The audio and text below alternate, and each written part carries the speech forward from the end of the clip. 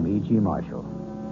Welcome to the world of mystery, to the world of terrifying imagination. The story you are about to hear is called Lost Dog. Yes, a dog story. But please don't expect a charming family tale about man's best friend.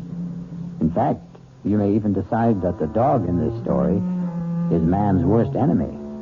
It all depends on whether or not you share the particular terror of our heroine, Miss Julia Smollett. Get out! Get out of here, please! Please, George, take him away! Give me a dog, for Pete's sake. It's not going to hurt you. Get out! George! Please!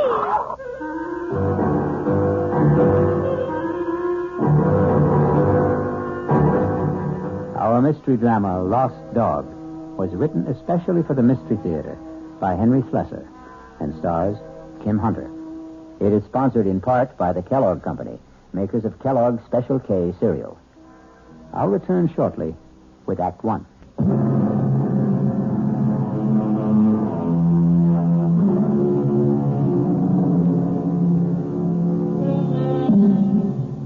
Our story begins in the quiet parlor of a small suburban house at the end of Elm Street.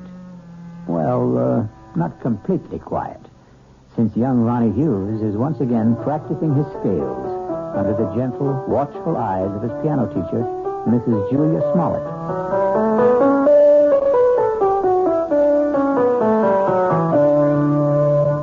Well, that was very good, Ronnie. It was much better than last time. I still wish we could skip this scale stuff, Mrs. Smollett. I mean, I'm not saying that I'm ready to play concertos yet, but just the same... Why does it bother you so much, Ronnie? Well, playing scales makes me feel like a little kid, I guess. Oh, that's silly. All the finest pianists had to learn their scales before they could play any composition. I guess it's my fault for starting to learn to play so late in life. Ronnie, 19 years old isn't very late in life. I'm 20, Mrs. Smollett. Are you? Already? Oh, now, that doesn't tell me you've been coming here a full year. No, just about 4 months. But my birthday was last week. It was on Thursday. You weren't well last Thursday. Oh, yes, that's right. You still don't look well. Listen, why don't we see how well you know the chromatics? Your cheek, it's swollen. It's still swollen. Does it hurt? No, it doesn't hurt at all. It was silly of me to stumble and fall that way. I know that your husband hit you, Mrs. Smollett. Now, that's a very silly thing to say. You can't tell me it isn't the truth. I remember the first time he did it. At least the first time I knew anything about it. Now, I'm going to have to put a stop to this. Yes. I wish you would. I wish you'd call the police or something the next time it happens. Now, listen to me, young man. You've been listening to a lot of foolish town gossip. Then tell me it isn't true. What I'm telling you is that it isn't any of your business. Yeah, I guess that's right. It's none of my business. I should never open my big mouth. I'll just keep it shut from now on. Ronnie. Yeah? All right. All right, my husband and I had a quarrel. He was drunk, wasn't he? George is in a very difficult occupation. The competition is very keen, and, well, the people he has to deal with aren't always very gentle. I don't know anything about the trucking business, Mrs. Smollett. I just hate the idea of anybody hurting you. That's all. I just can't understand why he'd do such a thing. What did you do to him? Well, if you must know, Ronnie, I won't allow him to have a dog. You what? It sounds silly, doesn't it? And you're right, it is. It's silly on my part. But I'm absolutely terrified of dogs. And unfortunately, my husband wants one. He wants one very much. And that's why he hit you? Well, the argument goes back a very long ways, almost since George and I were married 7 years ago. Well, it wasn't much of a problem when we lived in the city. George didn't have his trucking company then. He was just a driver. But when he got the chance to buy into a firm out here, well, we bought this house. And I guess having a house in the country made George think about dogs and things. But I just don't see what's so important about it. Well, some things become important in marriage. Oh, now, just look what all this talk has done to the time. It's after 6:30.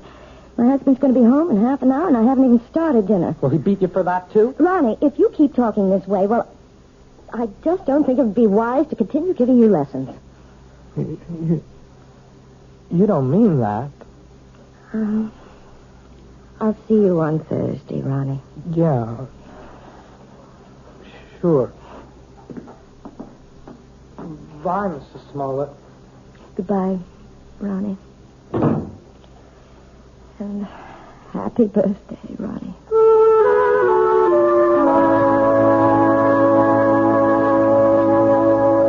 What else could I tell the guy?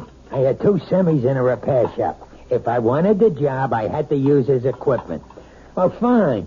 Only nobody was going to hook me for a $500 premium. Hey, are you listening, Julia? Yes.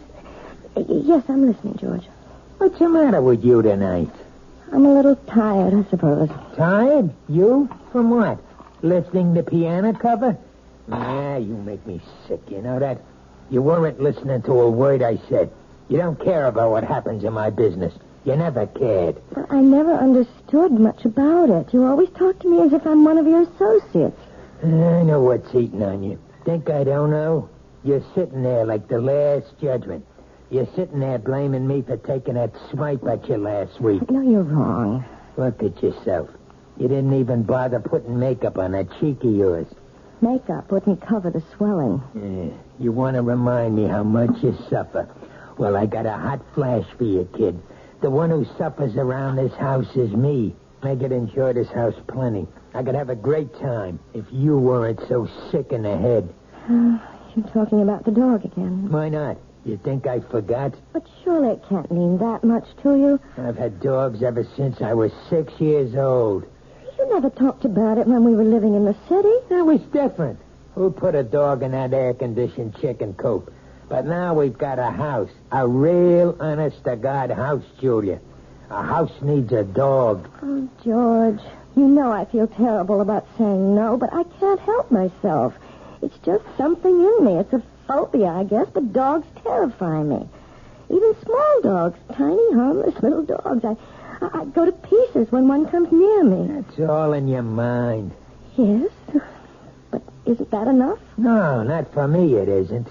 Can't you understand that it's like a sickness, like a disease? Okay, so if it's like a disease, how come you never got cured? How come you never saw a doctor about it? A doctor?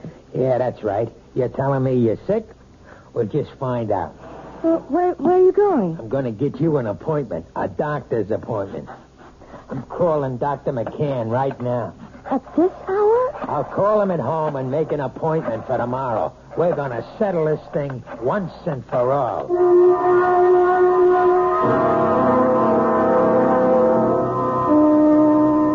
Well, Julia, maybe I'm the wrong kind of doctor. What do you mean? Well, if you're serious about getting rid of this phobia, that would take a specialist. You mean a psychiatrist? Oh, some kind of head doctor. I'm sure you realize that people who are afraid of certain things, well, they've usually had something happen to them in their childhoods, some traumatic experience or other that gets stuck in their mind like a burr and won't come out. Doctor, you know we couldn't possibly afford going through analysis.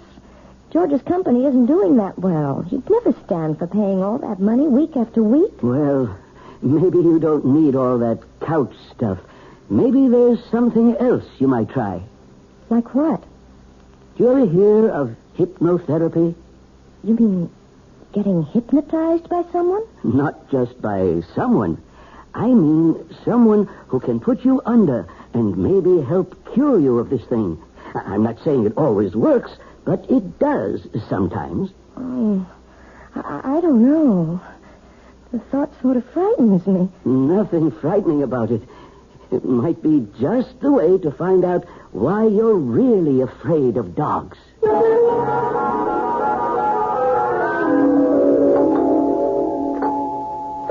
1 minute. What'd you do, forget your key? Yes, George, I'm sorry. Where you been so late? It's almost 7:15. I went to a movie after I saw Dr. McCann. I was just so nervous. I had to get out of myself, so I went to this movie, and it lasted longer than I thought it would. Oh, that's great. Just great. Now what happens to my dinner, huh? Dinner's all ready. All I have to do is heat it. That's a fine thing. I come home early to surprise you. You're not even here. I'm sorry, George. Do you think you should have more to drink now? I mean, it won't take me more than 10 minutes to get dinner on the table. Never mind how much I drink. Besides, I'm in no hurry for dinner. I want to know what the doctor said. Well, it's just as I told you, George. There's nothing Dr. McCann can do for me. It's not something that can be cured with a pill. There's gotta be some way. Well, he suggested that maybe a different kind of doctor, a hypnotherapist. A what? Someone who hypnotizes you, who tries to make you go back into your past. Sounds like a lot of junk to me. Well, it might do some good. I really don't know. I'll tell you what would do some good. A little direct action. That's what you need. What are you talking about, George? The only way to learn how to swim is to jump in the water, right?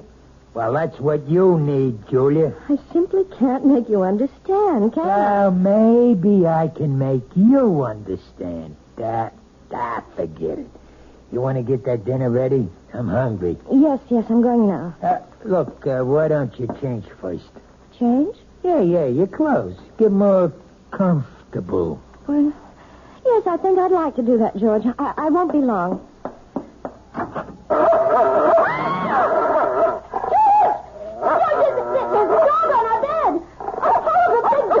Take it easy. That's my surprise. That's it. Tell her. Get him out of here. Please, George, take him away. It's only a dog, for Pete's sake. He's not going to hurt you. Get it out, George.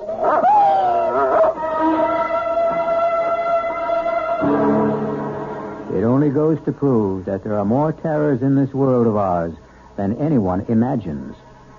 But the question in the Smollett house is, which one is the real terror?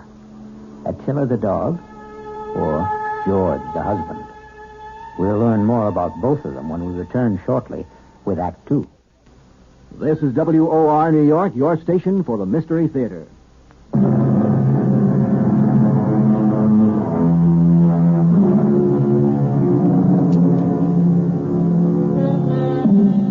Now let's return to the plight of Mrs. Julia Smollett, the woman whose nightmares take the shape of a barking dog.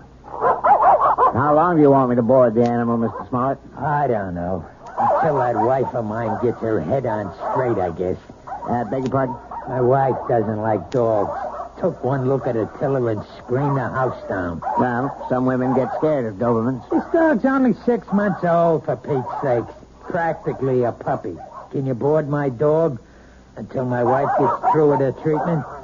Treatment? I don't think I understand. Just give me a straight answer. Oh, yes, sir. Certainly. We'll take the dog for as long as you like. We'll see how long that is.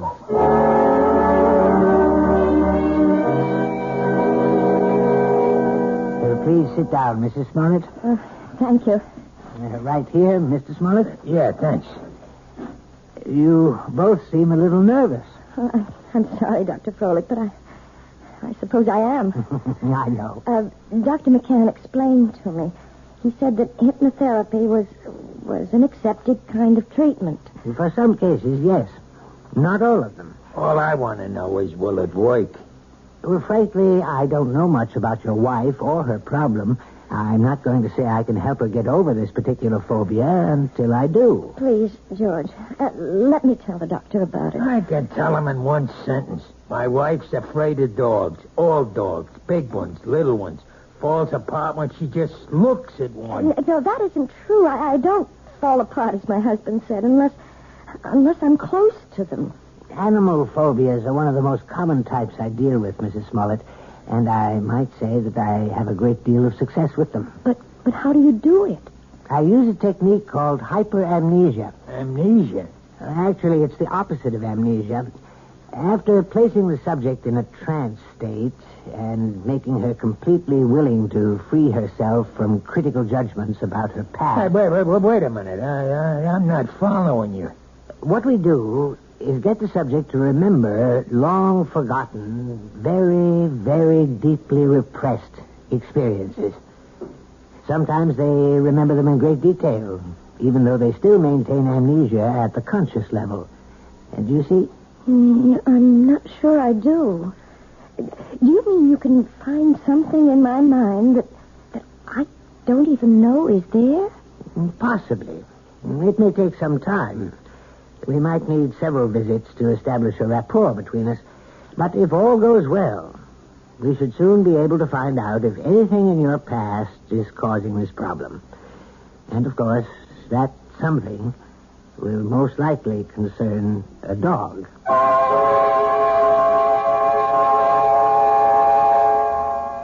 That wasn't one of Hank's longest passes, but it was a bullet right at Joe Flax, deep in enemy territory. George? 3 minutes left in the half. You home already? Whether or not the Raiders will try to go all the way. Well, what happened? How'd it go at Folix?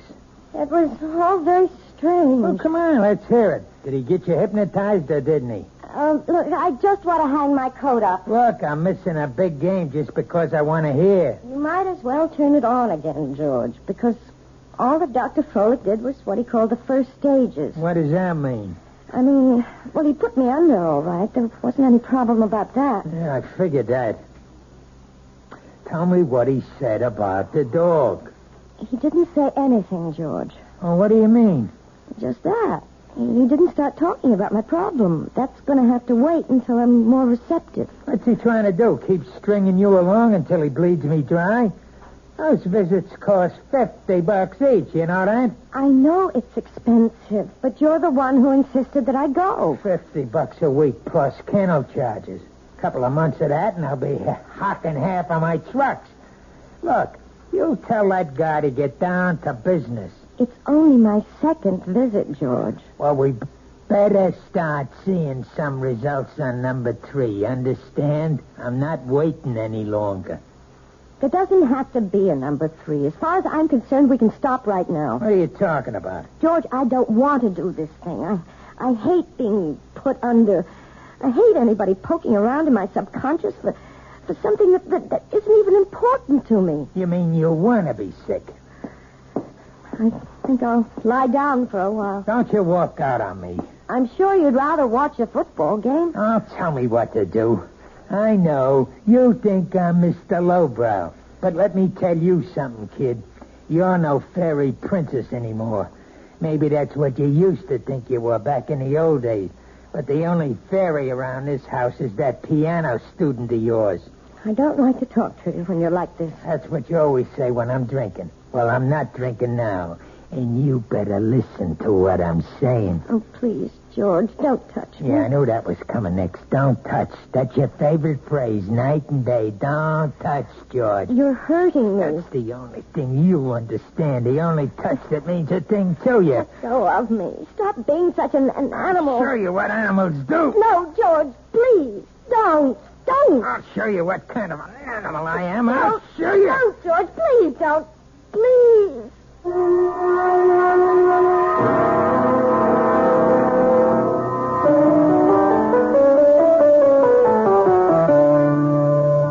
Well, I guess that wasn't much better, was it? What? You didn't think much of the performance. I mean, it wasn't exactly Horowitz, was it? No, it was perfectly all right, Ronnie, really. But you're not all right, are you? Oh, yes, I'm fine. You look awful. No, I didn't mean that. You never look awful. But you're acting so funny today. I'm sorry. I guess I have something on my mind. Can I take a guess? No. What you can take is the next page of this lesson. Listen, Mrs. Smoke. Look. Can I call you Julia? Oh, really, Ronnie? I know. You're going to give me all that stuff about teacher-student relationship. Only I'm sick of calling you Mrs. Smollett. I hate it. I hate it because it's his name. Ronnie. No. You're the most important thing in my whole life. Please, Ronnie. I don't want you to say things like that. They're not true, and they're just making it impossible for me to teach you. You know how I feel about you. I'm sure you do. You're just too smart not to have seen it. I know that you're 20 years old. Is that why you don't want me to talk about it?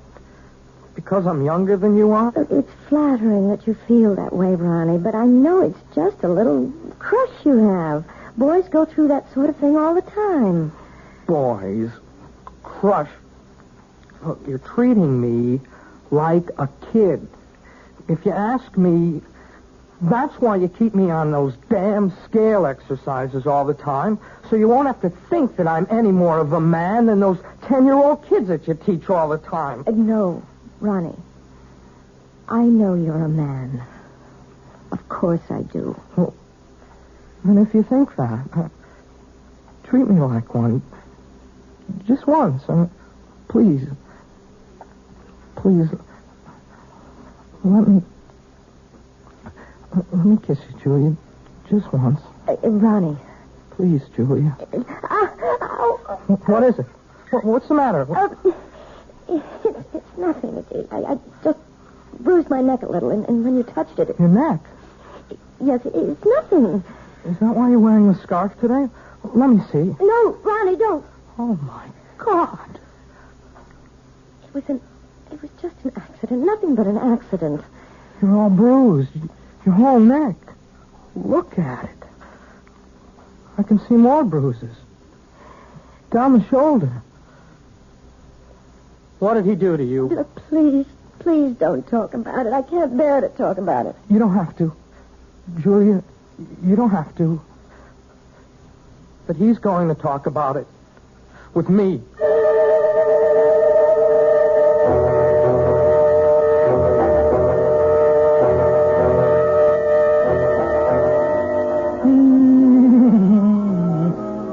Sit down, will you? Doesn't that bring back memories? Hey, Julia. What?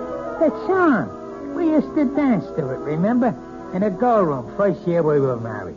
Hey, you want a drink? No, thanks. You're drinking enough for both of us. Makes me feel good. Yes, I know.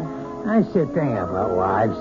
They ought to do what their husbands do. A man needs a pal, not just a wife.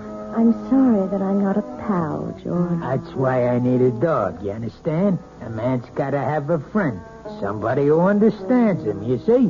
You really think that dog, what's his name, would understand you? His name's Attila. Attila. That's an awful name for a dog. A frightening name. Everything scares you, even names. Oh, who the heck is that? I don't know. Hello, Mr. Smollett. Hey, what is this? Since when do you give piano lessons at night, Julia? Ronnie, what are you doing here? I didn't come for a lesson. I came to talk to Mr. Smollett. You want to talk to me? About what? May I please come in, sir? Yeah, sure. Come on, Sonny. Ronnie, you shouldn't have come here. I won't stay long. I just want to say something to your husband. Sure, kid. Go ahead. I wanted to say that I know what you're doing to Julia. I know how you've been hurting her, and I won't let you get away with it. What was that? Oh, Ronnie, no. Look, even if she doesn't want to say anything about it, I will. You touch her again, I'll go to the police. I mean that. See, there are laws in this country. I think maybe I'm hearing things. I swear, Mr. Smollett, you ever hit her once more, you're going to go to jail. So I'm going to jail, huh? And you're going to put me there. Ronnie, I begged you not to do this. No. It's okay, Julie. I like hearing this. I mean, I want to know what the younger generation is thinking. You don't want me to hit my wife anymore, is that it? That's it. You sure you know the difference between hitting and just giving little love taps? Please, Ronnie, go. Go right now. I mean, maybe you made a mistake, kid. For instance, This is a love tap. George! Now, that's a love tap, Ronnie, baby.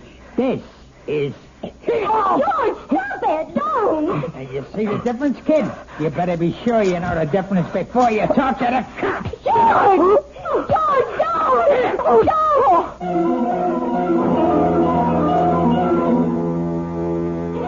Yes, it's sad to realize that all men who love dogs aren't necessarily lovable themselves. But obviously, George Smollett is a man who believes that brute force trains people as well as animals. He may be right in some respects, but perhaps he should be aware of the old saying that every dog has his day. I'll be back shortly with Act 3.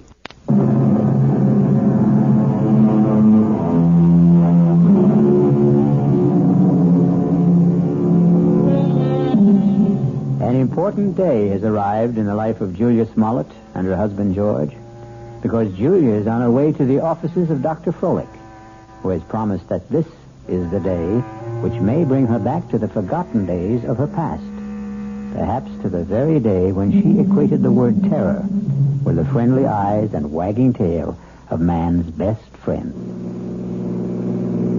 This better be the payoff. That's all I've got to say. I hope you're not disappointed, George. Well, at least you're talking to me. That's the first word you've said to me in 2 days. I haven't had much to say. Look, the kid Ronnie's all right.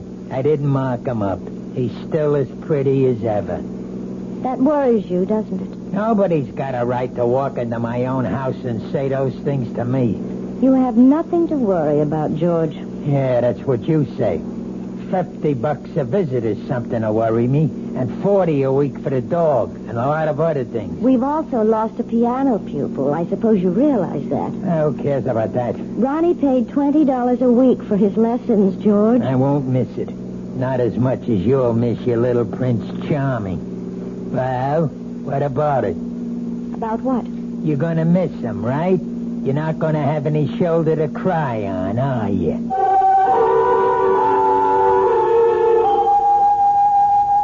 I think I'd better explain exactly what I plan, Mrs. Smollett. We're going to try something called age regression.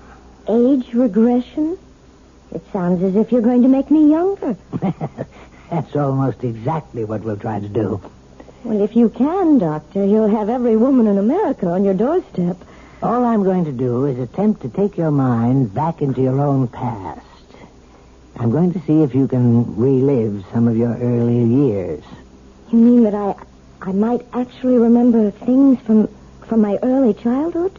I'm hoping that you'll recall one particular thing. The thing which you've been concealing from your adult self for a very long time. It's rather frightening, isn't it?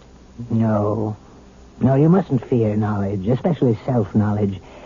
Now, we'll just draw the window shade and we'll get started.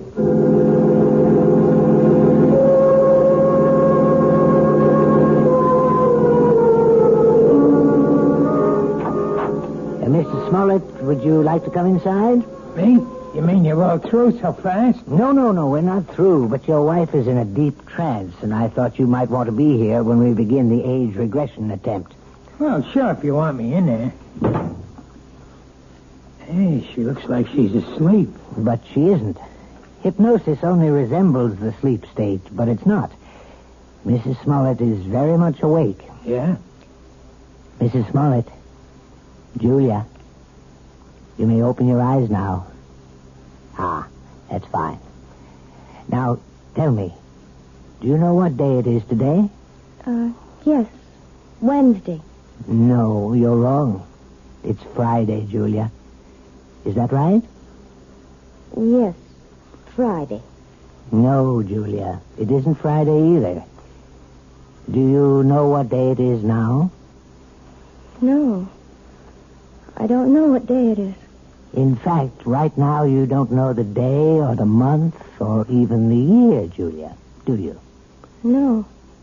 You see, Mr. Smollett, I'm purposely doing this to dislocate your wife in time. Oh, yeah, I understand. Julia, you're going to be a child all over again. You're going to see and hear and feel everything you did since you were a baby. And you're going to tell me everything I want to know about what you see, hear, and feel. You're going to answer all my questions starting right now. You understand? Yes. Julia, you are 1 year old. Do you hear me? You're an infant, only 1 year old. Tell me what you know, Julia. Tell me if you're afraid of dogs.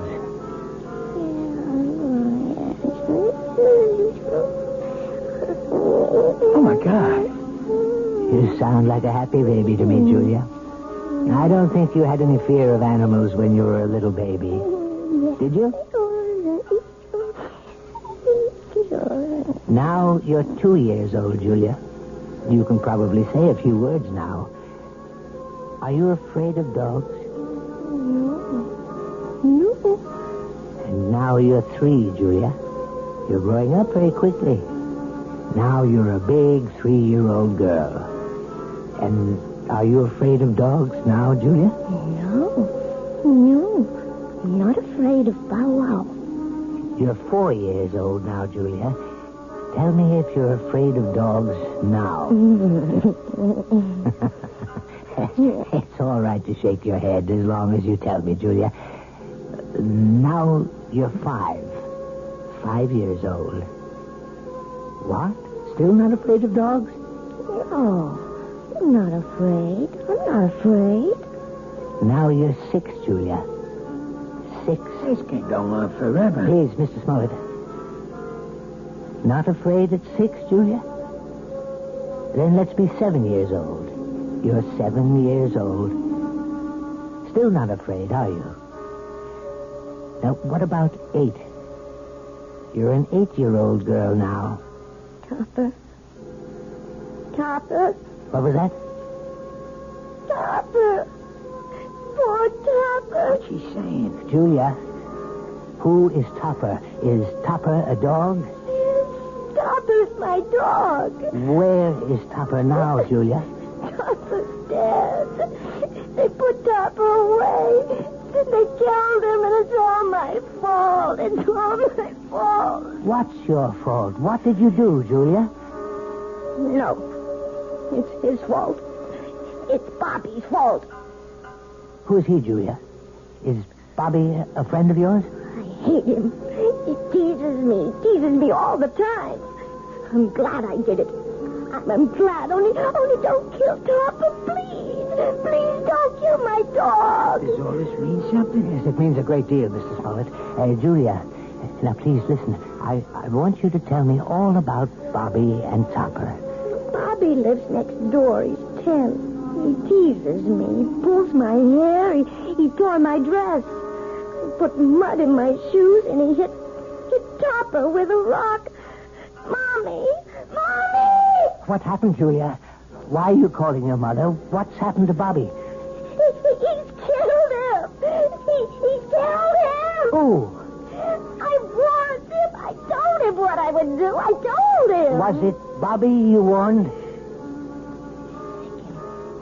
Sick him, Topper. Kill him. Kill him. Kill him. Oh, my God. Quiet. Julia, listen to me. I want you to explain everything to me very clearly. Did you tell your dog to hurt Bobby? Yes. Did he hurt Bobby? Did Topper kill him? No, he hurt Bobby. He didn't kill him. He hurt Bobby in the neck, but they killed Topper. They killed my dog. And it's my fault. It's my fault. Well, I think we found the lost dog.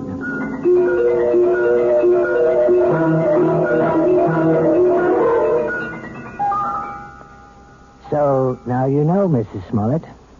Now you may be able to understand. It was this one incident in your childhood, this one tragedy of your past innocence, which is responsible for your phobia. More than anything, you have a strong feeling of guilt. You blame yourself for what happened to little Bobby, when in all likelihood you were not in any way at fault. No, Dr. Froelich. You're wrong about that part. It was my fault. I remember it all now. You probably just wished that Topper would turn on the little boy, and you saw your wish become a reality. So you accused yourself of a crime. I didn't wish it. I told Topper what to do. I hated Bobby so much I wanted him to sink his teeth in that little boy's throat. Well, at least you've brought it all into the light, Mrs. Smollett. And something tells me that it won't be long before you'll willingly accept the love and friendship of a dog again.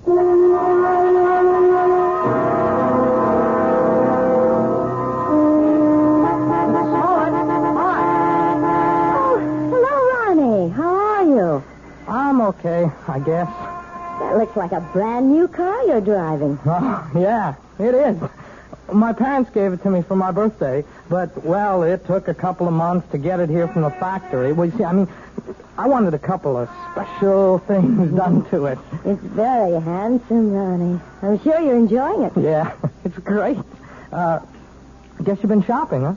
Yes, I have been. Ronnie, maybe you'd like to come inside for a few minutes for some tea or something? I'm afraid I can't right now. See, I'm supposed to pick up Lisa at her house. Lisa? Yeah, Lisa Bryant. We, sort of going steady now. Yes, of course. Well, it was very nice running into you, Ronnie. Yes, it was. Hey, by the way, you're looking, you seem real fine these days, Mrs. Smollett. Yes, Ronnie. I'm really very fine. Now I've got to go inside. It's time to feed Attila. Who? Goodbye, Ronnie.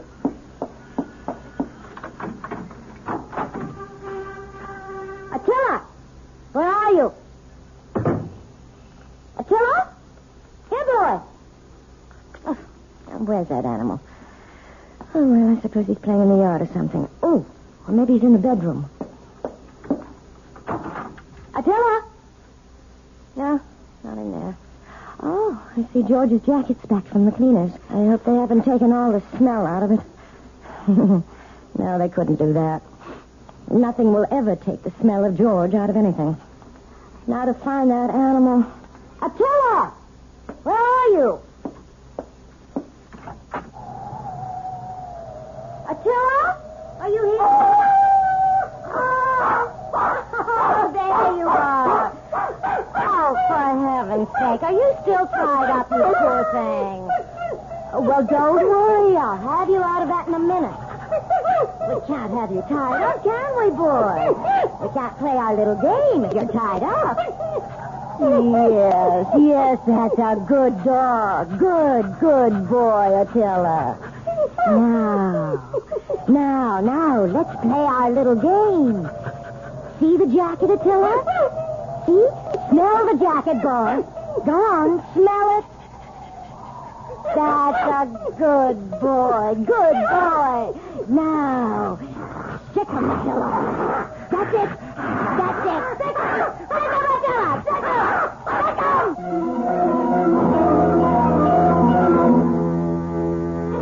Who said a dog has to be man's best friend? Why not woman's best friend? Especially a woman like Julia, who is just learning how really helpful a dog can be. Or rather, she's remembering how helpful. And one day soon, George Smollett will come home to a very surprising greeting from his own pet. I'll be back shortly.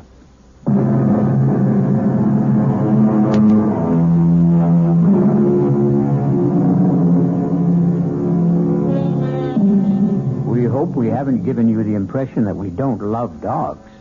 We love them very much, especially since dogs are descended from wolves. And the wolf is not only a fascinating creature, he also does something wonderful for all lovers of mystery stories. He makes this chilling sound. Our cast included Kim Hunter, George Matthews, Robert Dryden, Gil Mack, and Mandy Patinkin. The entire production was under the direction of Hyman Brown. Radio Mystery Theater was sponsored in part by Anheuser-Busch Incorporated, brewers of Budweiser. This is E.G. Marshall inviting you to return to our Mystery Theater for another adventure in the macabre. Until next time, pleasant dreams.